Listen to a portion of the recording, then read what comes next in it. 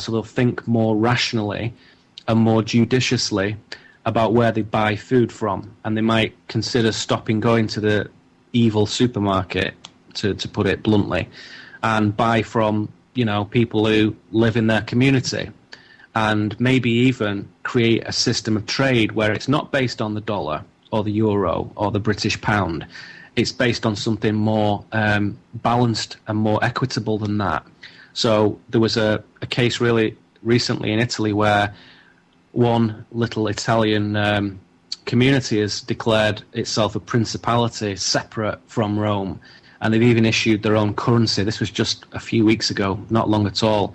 And they said, we're sick of these pathetic, backhanded and, you know, evil, to use that expression, I think that was the word the Italian guy used, austerity measures, which essentially rise from corporations who have mismanaged the funds of the people, not only their own funds, but the funds of the people themselves.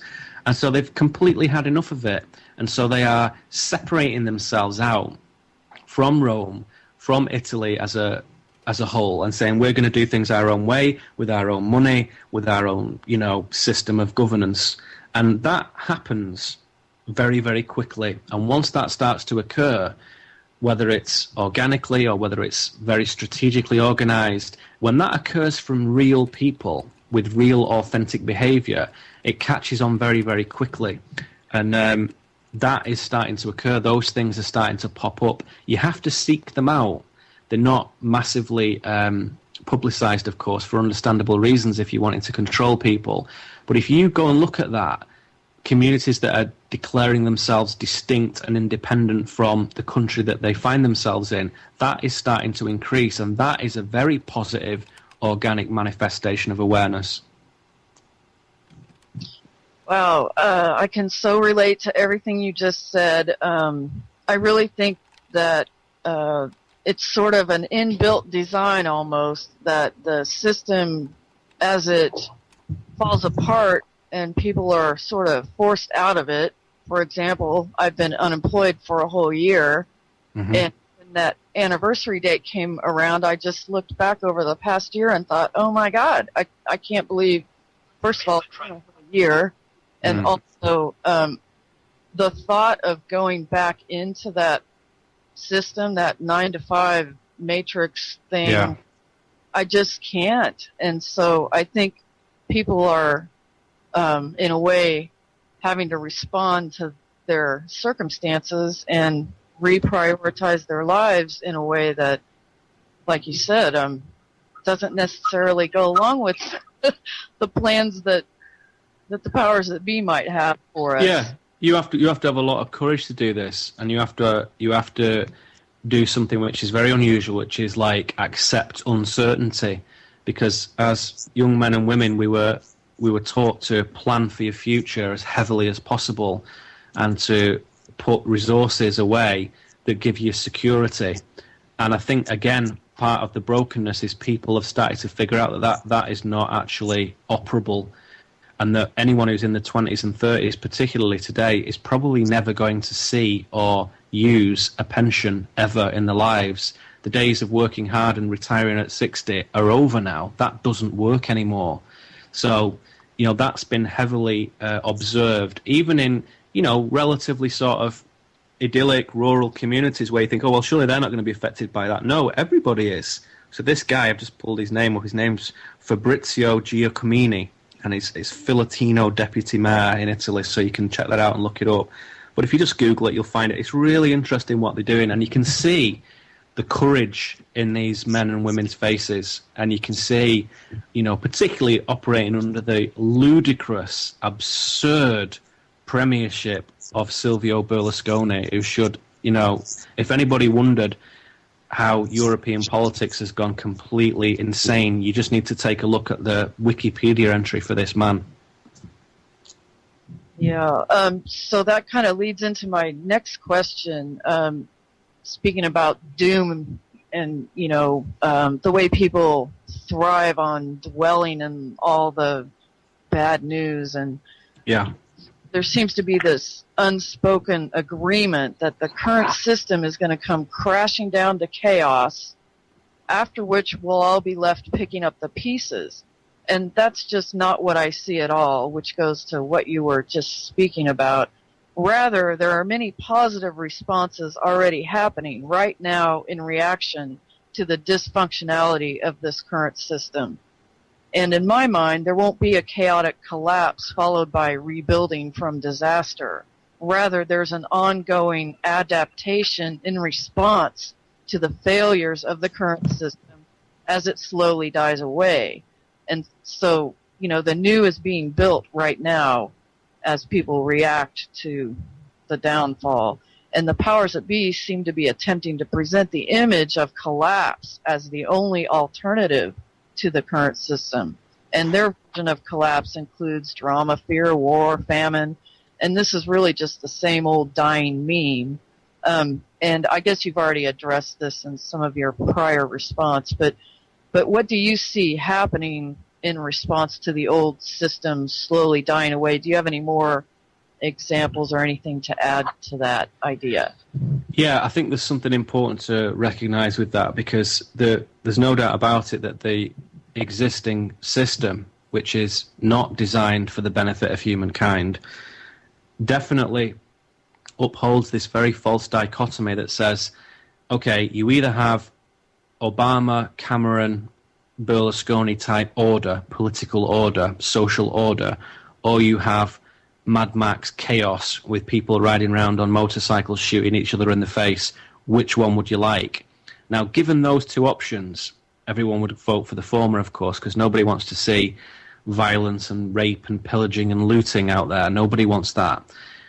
The con is that I believe, and this is something that I have in my travels around the world, I've yet to see this completely upended as false. In my understanding, human beings are a pretty positive bunch of people on the whole.